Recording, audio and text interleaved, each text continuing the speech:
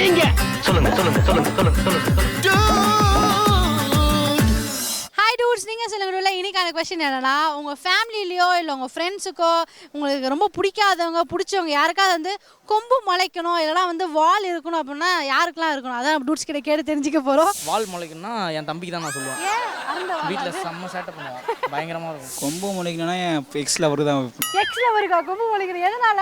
எனக்கு மொத்தத்துல அந்த குடும்பம் உருப்படாம போனோம், அதான் ஏன் லட்சியம். எப்படி யோசிச்சு பாரு, கொம்பு முளைச்சதுன்னா சிரிப்பா இருக்கும். செமையா இருக்கும். பிடிச்சவங்களுக்கு சொல்லலான் இருக்கேன். சரி, பிடிச்சவங்க ஃப்ரெண்டு ஃபேமிலி எல்லாம் தாண்டி உங்களுக்கு கொம்பு வச்சா நல்லா இருக்கும்.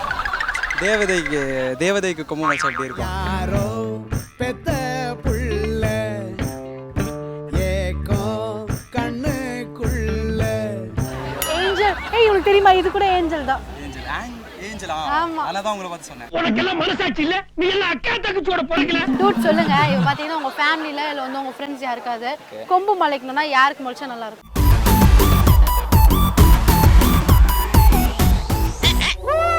இந்த பிரவுன் ஹேர் ரொம்ப அழகா இருக்குல்ல. தலை என்ன பண்ண பிடிச்சி ஆல்ரெடி மோசமாக தான் சுத்திட்டு இருக்காங்க எல்லாரும். கொஞ்சம் எல்லாம் மோசமான அப்படிதான் சுத்திக்கிட்டு இருக்காங்க. கொம்பு வால் கை கால் எல்லாம் சுத்திட்டு இருக்கு. லூசு பசங்க அவங்க எல்லாரும். கொம்புன்னு சொல்லும் போது எங்கள் அக்காவுக்கு தான். அக்காக்கா ஏன்பா?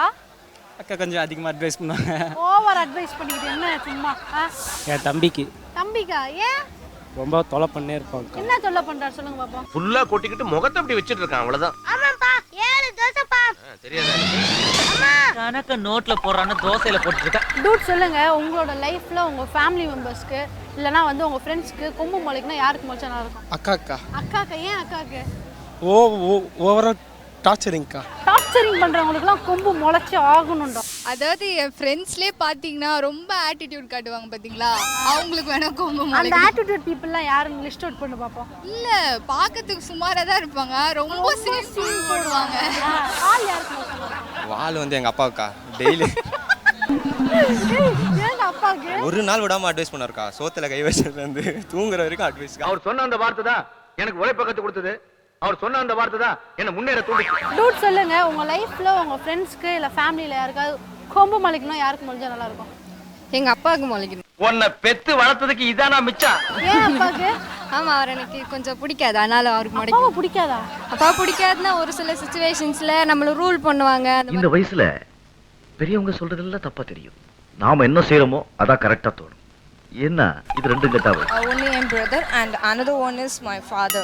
ஏன் அவங்களுக்குலாம் முளைக்கணும்னு ஆசைப்படுறீங்க?